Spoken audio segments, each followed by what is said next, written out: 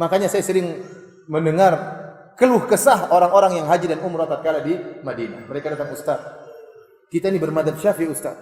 Terus repotnya Ustaz, kalau kita tawaf kita pasti nyentuh wanita yang bukan mahram kita. Dan dalam madzhab Syafi'i menyentuh wanita batal hukumnya. Wah repot Ustaz, kalau lagi tawaf orang lagi rame batal lagi gimana cara tawaf? Padahal kalau batal wudu tawaf tidak sah menurut empat madzhab.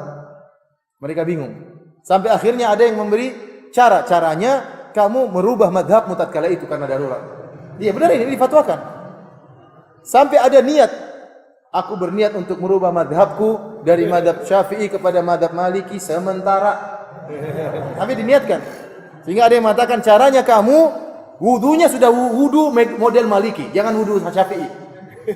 Wudu Syafi'i kan cuma gini-gini katanya. Wudu Maliki harus dirubah. Kenapa? Supaya pembatal wudunya juga pembatal wudu Maliki. Nah, menurut Imam Malik menyentuh wanita itu tidak membatalkan apa? Wudu. Nah, kamu jangan wudu dengan madhab Syafi'i. Wudulah dengan madhab apa? Malik. Sampai timbul fatwa seperti ini. Apakah Imam Syafi'i pernah mengajarkan kalau kamu kepepet rubah madhabmu? Tidak ada juga. Jadi saya katakan kalau kamu bermadhab Syafi'i dan kamu yakini kebenarannya, harus kamu konsekuensi.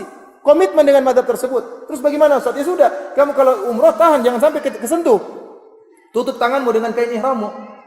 Madhab Syafi'i nyentuh istri batal. Jangan pegang-pegang istrimu kalau tawaf. Ini konsekuensi seperti itu. Kalau istrimu pegang kain, jangan pegang apa secara langsung. Kalau batal ya wudu di situ.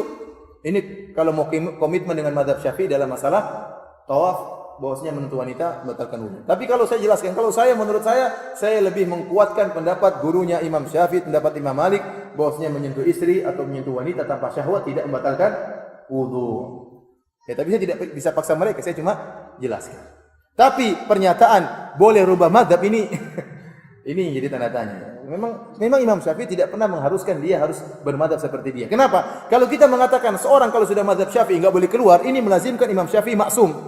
Berarti semua kebenaran berada pada satu madhab saja. Dan ini melazimkan Imam Syafi'i nabi yang lain. Seperti kedudukannya seperti Rasulullah SAW. Baru saya berpendapat harus bermadhab Hanafi, enggak boleh keluar, maka seakan-akan Imam Abu Hanifah maksum.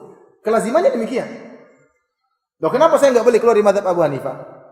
Kalau kamu keluar kamu sesat, berarti Abu Hanifah tidak boleh diselisih, berarti dia maksum, sama seperti Rasulullah sallallahu alaihi wasallam. Dan ini tidak pernah dinyatakan oleh para imam. Mereka sendiri tidak pernah mengajak orang untuk bermadhab dengan madhab dia. Mereka hanya mengajarkan sebagai guru dan banyak yang mengikuti. Tidak pernah mereka mengajarkan untuk taklid kepada mereka.